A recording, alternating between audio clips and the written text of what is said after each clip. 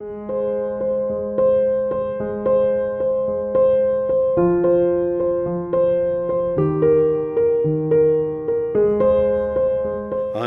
Rodney Snare and I'm 72.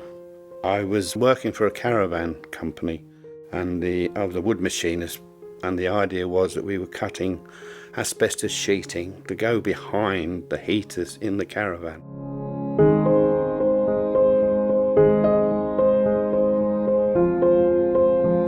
I just got an ordinary cold and suddenly I got a cough, and the cough itself was irritating. It wasn't one that you could get hold of, and normally I say it's because I've laid down, but it wasn't. And I went to the doctors and they turned around and said, we'll have to look up your records and have you had chest x-rays, and I'd had none.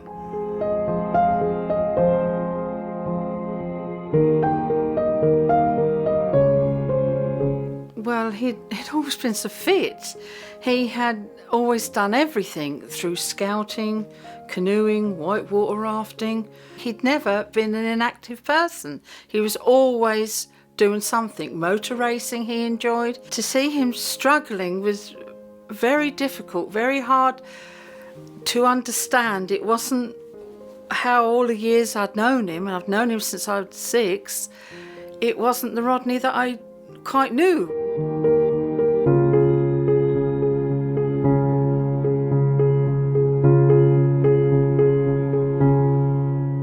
A couple of days, I think, they rang us up and said, Mr. Wheels wants to see us, and he said there's a mark on the x-ray, and he said I'll send you to Papworth.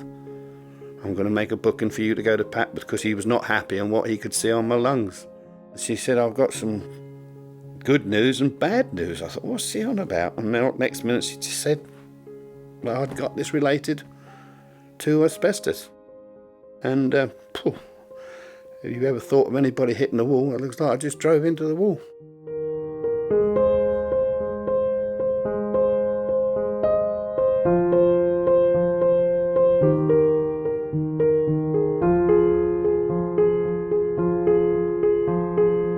I was 3 times down in London to see a doctor.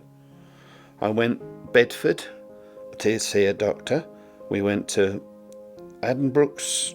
That was it. Papworth was 3 times, 4 times. And then there was the locals want to see me as well, so there's that lot as well. But the main one, we had to go all the way down to London. I think it was twice to see a specialist down there for the other side. But what is happening was this is what getting me and I went all that way, and when I walked out, they couldn't tell me nothing. I don't know if you can understand that, but you sit in the doctors and they talk about related, and this is related and that to your asbestos, but when you walked out you didn't know no better, because nobody could tell you, so that worried us a hell of a lot. So that's why when we met Sara, her relationship between us helped us, if you understand what I'm trying to say. Excuse me.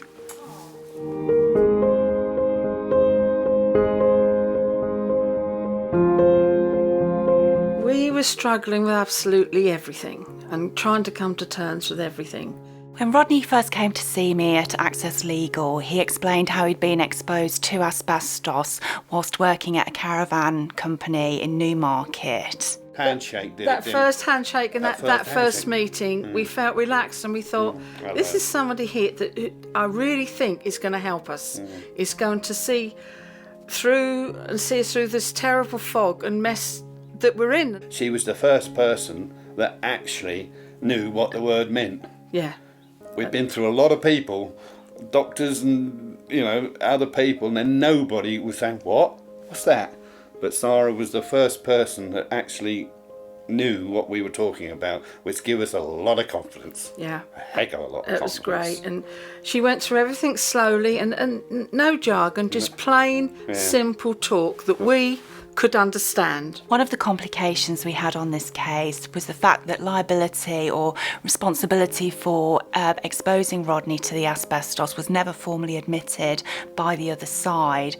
Therefore, we had to trace witnesses who'd worked with him back in the 1960s and 1970s who could confirm what he said about the asbestos exposure. And we were actually able to trace two men who were willing to assist in the claim and provided statements which confirmed that they were exposed to asbestos.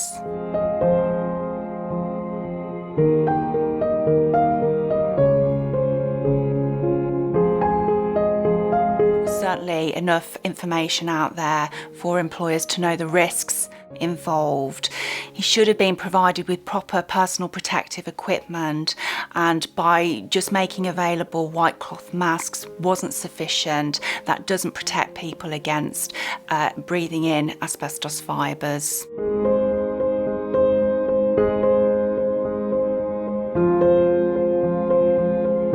What the settlement has done for us actually is helped us modify the house so that I can move around and I don't have to go upstairs, downstairs with a toilet.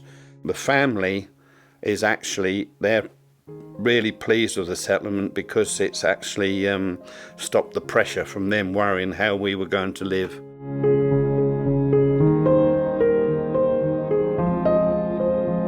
As part of the negotiation of the settlement of Rodney's claim, I ensured that we settled it on a provisional basis. And what that means is he received compensation now for the problems and the illness and the difficulties he suffers with now.